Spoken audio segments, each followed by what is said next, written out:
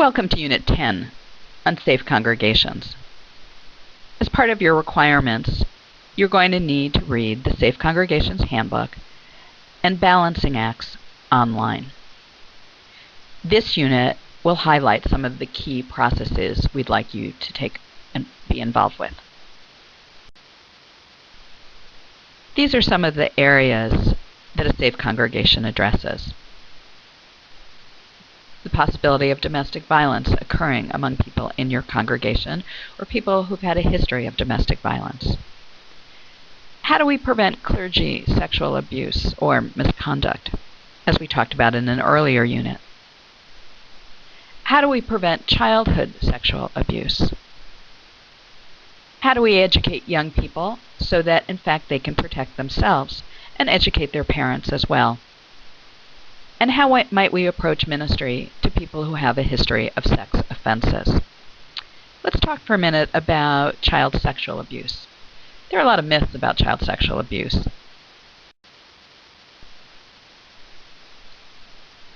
Fact is that most children know their abusers well. They're not the stranger at the playground. They're not the person who lurks. They are the coaches, the teachers, the family members, and yes, unfortunately, sometimes the ministers or the youth leaders. We have a sense that girls are most likely to be abused by their mother's husbands or boyfriends. In fact, in only 1 in 7 cases is it the dad, the stepdad, or the mom's boyfriend. There's a myth that only girl children are abused when we know that about 1 in 6 men have a history of being sexually abused while they were children. A boy child, unlike a girl child, is most likely to be abused by a teenager. In almost 70% of the cases, it's another teenager. Often, I think, probably a teenager who's been given the responsibility for care, a babysitter, in fact. And in about a third of the cases, it's an adult man. We also have a myth that somehow that people who have a history of sexual offenders can never be treated, can never get beyond this, when in fact, what we know is that from a variety of studies, is that almost 9 in 10 convicted sex abusers will not commit another sexual offense if they have in fact been convicted and if they have received treatment. And we have a sense that child sexual abuse is rare when actually we know that as many as 25% of women, in fact some studies even say as many as a third of women, will have survived sexual abuse, and 10 to 15% of today's men in your congregation will have survived sexual abuse. So what do we do about it?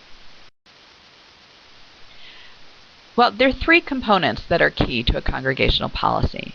We need policies and procedures for keeping all children safe from sexual abuse. We need policies and procedures for educating the adults, youth, and children in the congregation about child sexual abuse and prevention. And then we need to have policies and procedures for responding to a person who's been convicted or accused of sexual offenses. Every month I get calls from congregations, UU congregations, who are dealing with a crisis around someone having just been arrested in their church or someone wanting to go to their church who is on a sex offender registry. I always start those conversations by asking them what their existing safe congregations policies are. And often I'm told, oh, we haven't gotten to that yet. Or, we did that about 15 years ago. I'm not sure where there's a copy. So I want you to be trained to understand, to help a congregation look at what are the policies and procedures we need to keep children safe, to educate, as well as to respond.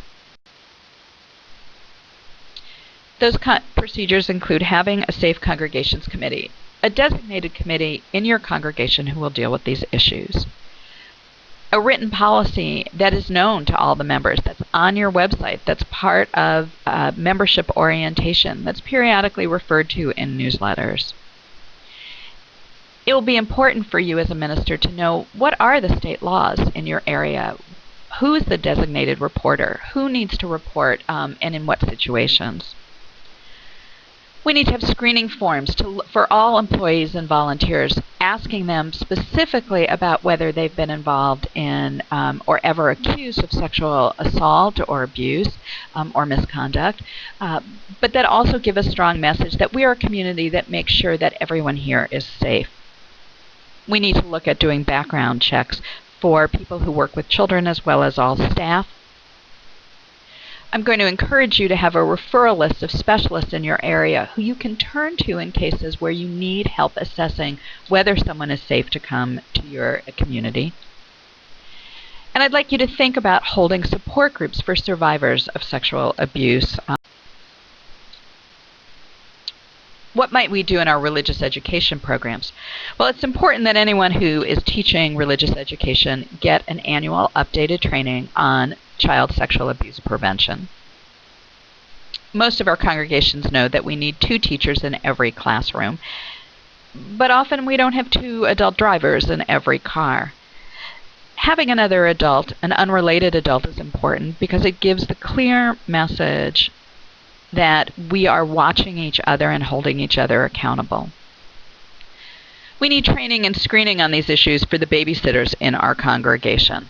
And I'd also like to suggest that we need an annual adult education program for how all of us can keep children safe.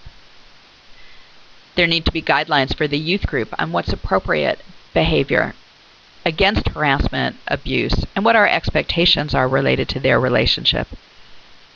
And we need to be thinking about how we include child sexual abuse prevention in education for our children at least every other year.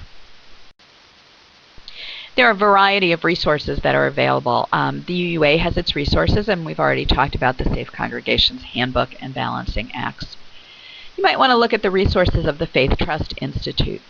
Stop It Now, whose website is stopitnow.org, and you'll find in our resources list, has excellent resources for preventing child sexual abuse and what to do if you think someone might be being abused.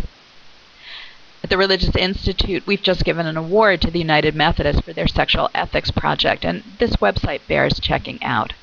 And then, as we said, you need to read Balancing Acts, which you can find at this URL. How do we minister to sex offenders? And it was developed in consultation with a wide variety of experts. When you read Balancing Acts, you'll see that it talks about certain key issues.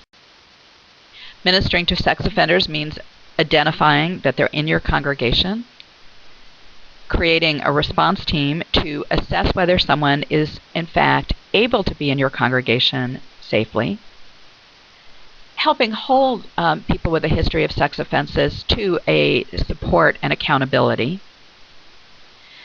taking the time to consult with their therapist, if they've been in prison, with their parole officer, with their partner, about how to best hold someone accountable, putting someone on what's called a limited access agreement, and I'll talk about that in a minute, and then periodically reviewing that access agreement. In Balancing Acts, you'll find a template for a limited access agreement. That agreement needs to be developed individually with each person who has a history or who's been accused of offenses, but there's certain key elements that often come up. The most important is we want to keep that person from having anything to do with the children in our community, and that's by saying you are welcome to adult worship and adult education, but you are not to speak with or teach or be in a position of helping with children in our church or in our church community. We expect you not to volunteer for children or youth events, and for you to hold yourself accountable by remaining in the presence of someone who knows your history, and of course avoid being in our building unsupervised.